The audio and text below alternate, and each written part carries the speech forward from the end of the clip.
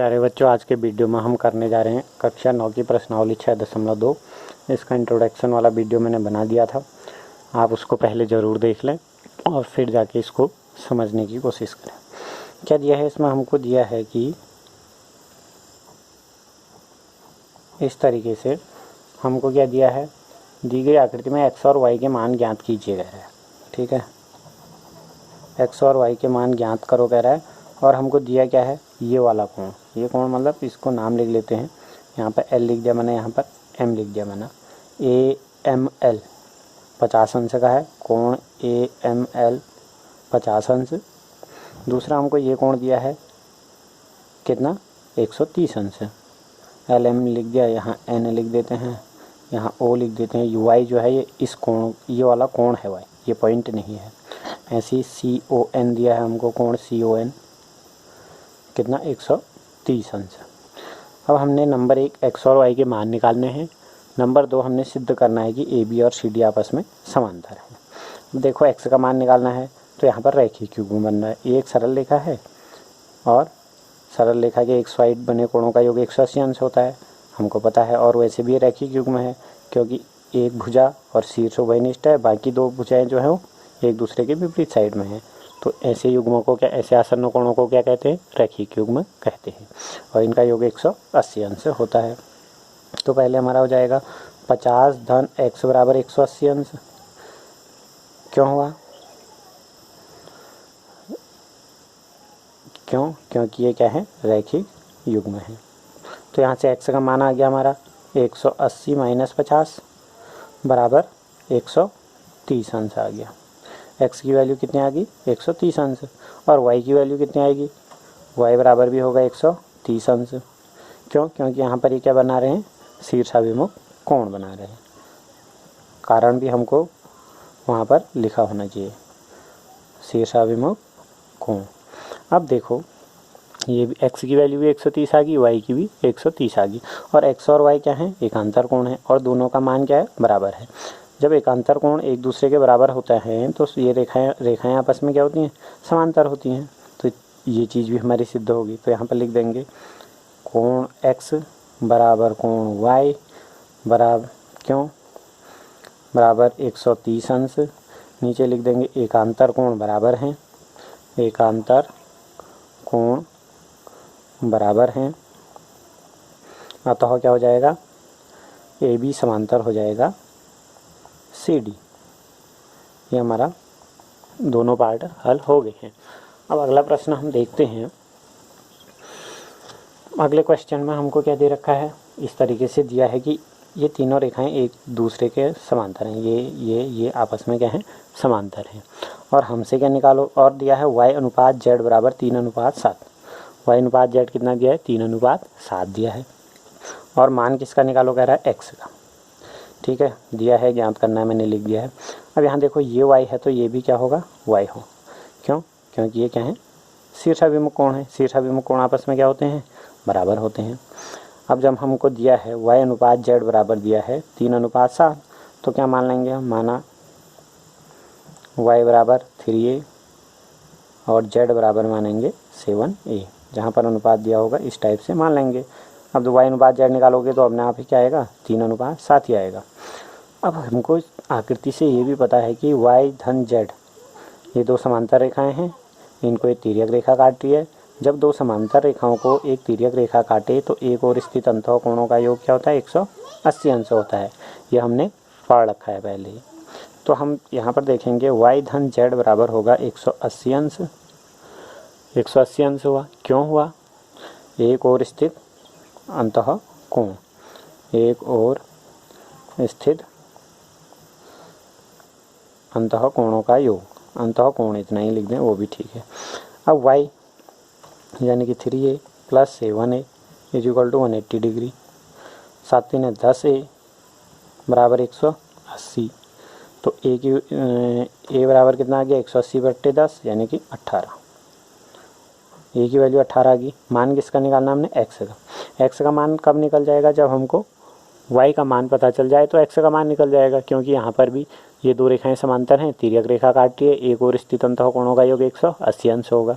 यदि y का मान पता है तो x का मान भी निकल जाएगा। तो अब हम a का मान हमको पता है तो y का मान निकाल सकते हैं। तो y बराबर कितना होगा, y बराबर हमको दिया है 3a, यानी कि 3 गुणा 18, 18 दूना 36, 18 54 अंश। y आ गया हमारा 54। तो अब हमने वैल्यू निकालनी है किसकी, x की। तो होगा हमारा x धन y बराबर 180 अंश। क्यों हुआ, एक और स्थित अंतः कोण, यही चीज़ यहाँ पर लिख देंगे।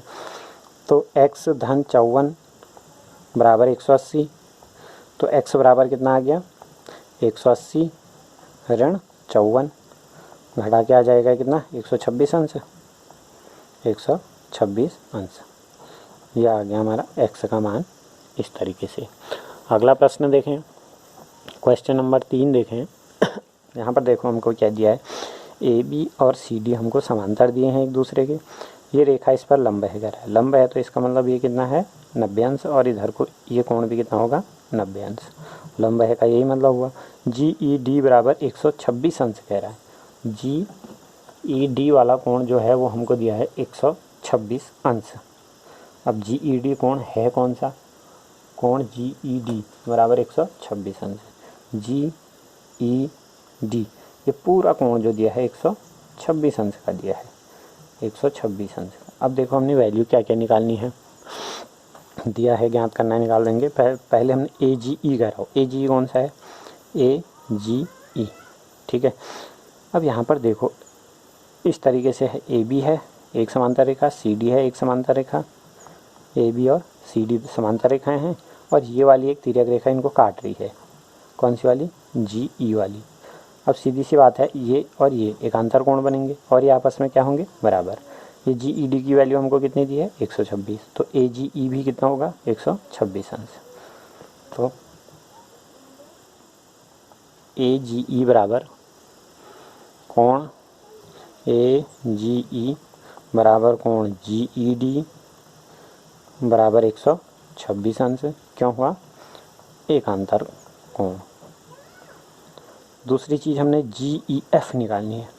जी ई एफ वाला पूरा है 126 अंश, ये है 90 अंश। तो 126 में से जब हम 90 को घटा देंगे तो हमारा केवल क्या बचेगा, ये वाला कोण।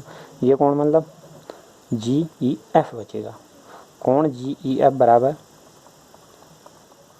कोण जी ई डी माइनस कोण F E D, G E D minus F E D, यानी कि ये पूरा वाला कोण माइनस ये 126 माइनस 90 बराबर 126 माइनस 90 बराबर कितना हो गया 36 अंश।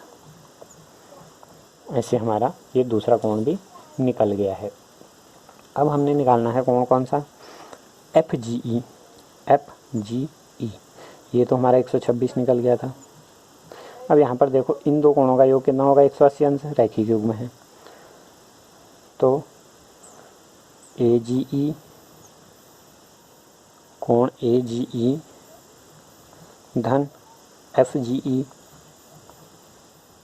बराबर 126 अंश न बराबर 180 अंश।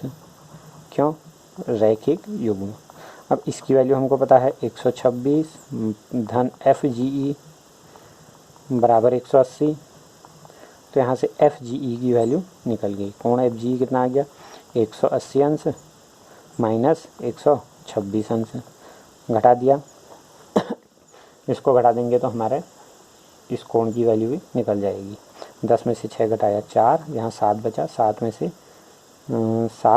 से 2 घटाया 5, यानी कि 54 अंश। इस तरीके से हमारे तीनों कोण निकल गए हैं। कोणों के बारे में हमको बेसिक जानकारी हो, कौन सा कोण किसके बराबर होता है, जब दो रेखाएं समांतर होती हैं तब क्या होता है, तो इस तरीके से हम आसानी से प्रश्न कर सकते हैं। अगला क्वेश्चन भी आपको समझा देता हूं और आप करेंगे खुद। अगले क्वेश्चन में इस तरीके से डायग्राम है, बुक में आप देख लें। इसमें हमको दे रखा है ऐसे पी है, यहाँ पर क्यू है, यहाँ पर आर एस टी, ये दो रेखाएं हमको समांतर दी है। मतलब ऐसे हम बढ़ाएंगे तो ये दो रेखाएं एक दूसरे के समांतर होंगे, हमको दिया है। और ये 110 अंश दिया है और हमको कोण दिया है ये 130 अंश दिया है। और हमने वैल्यू निकालनी है इस वाले कोण की। कौन से वाले कोण की? क्यू आर एस, इस कोण की वैल्यू निकालनी है। तो हम क्या करेंगे, रचना कर देंगे कोई भी, या तो यहाँ से समांतर खींच देंगे, यहाँ से यहीं से खींच देते हैं। तो अब इसके समांतर ये खींची तो इन दोनों का योग 180 होगा, क्योंकि एक और स्थित अंतः कोण है तो यहाँ ये 50 आ जाएगा। ठीक हो गया। अब फिर हम देखेंगे ये दो समांतर थे, इसको हमने इसके समांतर खींचा। जब दो समांतर रेखाओं के समांतर एक रेखा खींचते हैं तो तीनों रेखाएं आपस में समांतर होती हैं। ये इसके भी समांतर होगी। ये 110 है तो ये पूरा 110 होगा। अब उसमें से 50 ही है तो ये अपने आप ही कितना बचेगा? 60। तो इस तरीके से आप इसको सही तरीके से लिख लें। धन्यवाद।